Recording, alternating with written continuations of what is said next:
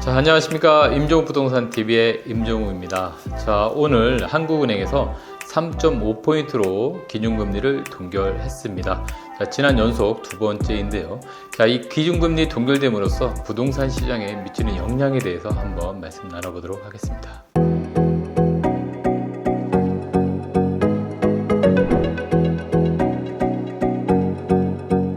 네, 오늘 한국은행이 3.5포인트 기준금리 동결을 통해서 부동산 시장에 어떤 영향이 미칠지 한번 생각해보는 시간 가져보려고 하는데요. 자, 기준금리가 사실 과거에는 부동산 시장에 큰 영향을 미치지는 않았었습니다.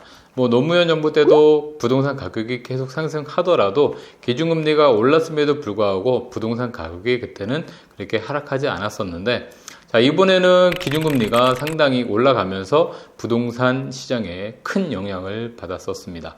자, 그런 이유 중에 하나가 바로 미국의 기준금리인데요. 이 기준금리가 단순하게 오른다고 해서 부동산 시장에 영향을 받았던 것은 아니고, 이 미국에서 기준금리가 짧은 시간 동안에 굉장히 크게 상승을 했었기 때문에 여기에 화들짝 놀란 어떤 투자 수요라든가 여러 가지 경제 자체가 좀 어려워졌다, 이렇게 보시면 되겠습니다.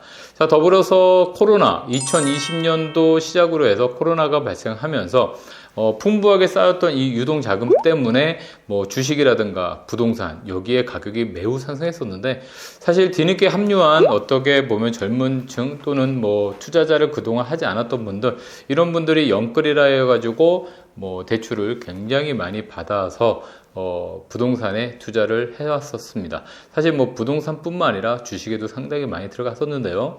자, 주식 같은 경우에는 많은 분들이 많이 힘들다라는 표현을 많이 쓰고 있습니다. 사실 부동산도 힘든 건 마찬가지겠죠. 하지만 사실 부동산이 거주를 하거나 또는 오랜 장기 투자를 통해서 향후에 어떤 수익을 만들어야 되기 때문에 급하게 이렇게 투자하는 방식은 아니다 라고는 많은 분들이 다 의견이 같을 거라 생각합니다. 자, 그렇기 때문에 부동산에서는 어찌됐든 장기적인 투자가 맞다, 이렇게 말씀드릴 수 있고, 주식시장도 마찬가지로 추세를 보고 장기적 투자가 맞다라고 얘기를 하지 않겠습니까? 그런 것처럼 부동산도 장기적인 관점에서 보는 게 맞습니다. 하지만 이렇게 급하게 올라갔던 금리로 인해서 부동산 시장이 거품은 빠져버리고, 지금은 사실 이렇게 부동산이 계속적으로 하향했었던 그런 추세였었습니다. 사실 미분양도 상당히 많이 쌓였고요. 지금 현재 7만 세대 넘는 미분양이 쌓여 있다고 보시면 되겠습니다. 하지만 이것들이 전국적인 부분보다는 지역적인 부분으로 좀 이렇게 온도 차이가 있다라고 보시면 되겠는데, 사실 부동산 시장을 크게 봤을 때는 이렇게 부동산 시장이 침체된 시장에서는요, 공급적인 부분이 좀 감소될 수밖에 없습니다. 지금 아파트 같은 경우에도 이 미분양 공포 때문에 공급이 조금씩 줄어들고 있는 추세고요. 사실 서울 같은 경우에는 만성 공급 부족에 휘달리는 지역 중에 하나입니다. 사실 그렇기 때문에 이 재개발, 재건축에 대해서 공급을 꾸준히 늘려주지 않는다라고 하면 어느 순간인가 공급 부족했을 때는 이렇게 가격이 폭등하는 그런 상태가 발생할 수도 있습니다. 그래서 부동산을 공부하다 보면 이렇게 사이클을 먼저 설명을 하고, 이 사이클에 따라서 투자를 하라라는 얘기가 계속적으로 나오고 있습니다. 사실 입지에 대한 부분은요, 이 곡선이 상승이나 또는 하락 곡선에 있을 때 그 안에서 입지를 찾겠지만, 제일 현명한 투자는 우선은 이 사이클 안에서 상승과 하락을 잘 타고 가는 것이 매우 중요한 투자 포인트다라고 보실 수 있고요. 자, 두 번째로는 지역적인 부분이 앞으로 계속 상승하는 지역이냐 아니면 이렇게 하락하는 지역이냐, 이런 부분들을 잘 판단하신 것이 좋다 이거죠. 따라서 서울 같은 경우에는 용산 계속 개발 계획이 있고 또 계속 상승하고 있는 지역이다, 이렇게 보실 수 있겠죠. 그리고 최근 들어서는 이 한강 개발 계획과 맞물려서 이 용산이라는 지역도 상당히 좀 각광받고 있고, 자, 그런 맥락에서 봤을 때 서울의 중심 지역을 업무 지역화 한다라고 하면 여기를 연결해 줄 수 있는 지역들이 상당히 또 좋아질 수 있다는 것이 되겠습니다.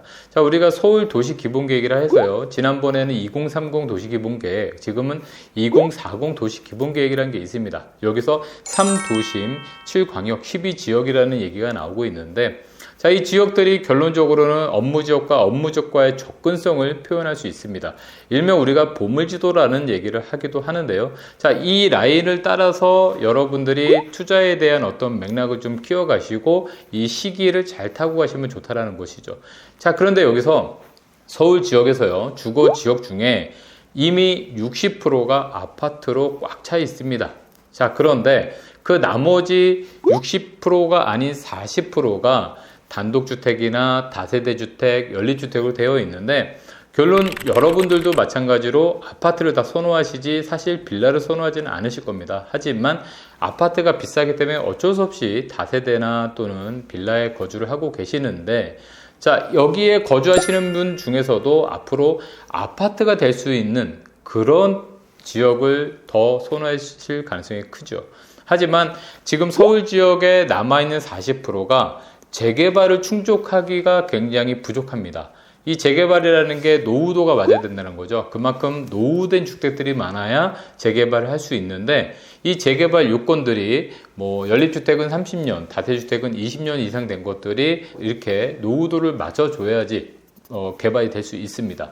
하지만 지금의 노후도들이 신축 빌라라든가 이런 새로운 주택들이 같이 포진되어 있음으로써 노후도를 맞출 수가 없다는 것이죠. 그러다 보니까 재개발을 하고 싶어도 노후도가 안 맞아서 못하고 있었는데, 자, 이런 것들을 이제 모아타운이 해결해 주려고 한다는 것입니다. 그래서 서울형 모아타운들이 이런 맞지 않는 노후도들을 좀 더 개선해주고, 그리고 기존의 가로주택 정비 사업을 기반으로 하는 모아타운이기 때문에 사업성이 없던 것들을 사업성이 있게끔 인센티브를 제공해서 대단지 아파트만큼은 아니겠지만 비슷하게라도 가겠다라는 것이 되겠습니다. 그래서 여러분들이 선호하는 이 아파트의 공급을 계속적으로 증가하기 위한 방법 중에 하나가 모아타운이라는 것이죠. 그래서 지금 현재 재개발이 진행되고 있는 지역 동네들, 이런 동네들은 이미 여러분들이 가보시면은 사실은 가격이 상당히 비쌉니다.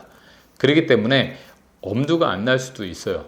워낙에 실제 투자되는 돈들이 많기 때문에. 하지만 이 모아타운 같은 경우에는 지금 현재는 가격이 좀 저렴하기도 하고요. 그리고 또 노후도가 상당히 낮기 때문에 신축 주택들이 곳곳에 이렇게 혼재되어 있습니다. 그렇기 때문에 이 신축 주택이나 사실 구축이나 이 매매가 자체는 크게 다르지 않은데, 이 전세가 들어가는 폭이 다르다는 겁니다. 그래서 오래된 주택들은 매매가가 예를 들어서 5억인데 전세가 1억에서 2억 정도 들어가 있다고 하면, 신축주택이 같은 5억대라 하더라도 전세가 2억에서 3억에 들어가 있으니까 실제로 투자되는 돈이 작다라는 것이죠.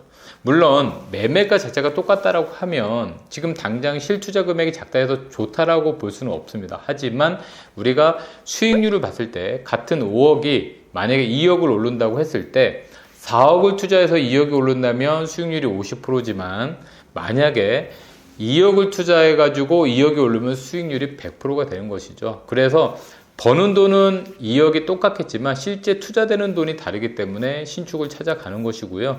그 신축 중에서도 다른 지금 현재 진행되고 있는 재개발, 그리고 공공재개발, 신속통합기획, 공공도심 복합사업 등등등은 이 신축주택이 그 구역에 선정됐을 때 신축주택이 이미 소유권까지 다 넘어 있어야 현금 청산되지 않고 조합원의 자격을 득할 수 있습니다. 하지만 모아타운은 이 모아타운 후보주로 발표할 때가 권리산정 기준이라고 하는데, 그때까지 착공 신고만 돼 있어도 현금 청산되지 않고 조합의 자격을 득할 수 있어서 모아타운들을 선호한다라는 것이 되겠습니다. 자, 그렇기 때문에 모아타운이 실제 투자되는 금액도 적게 들어가고, 그리고 또 신축을 만났을 때도 현금 청산되는 비율이 좀 적기 때문에 좀 안전하게 들어갈 수 있다는 것이고요.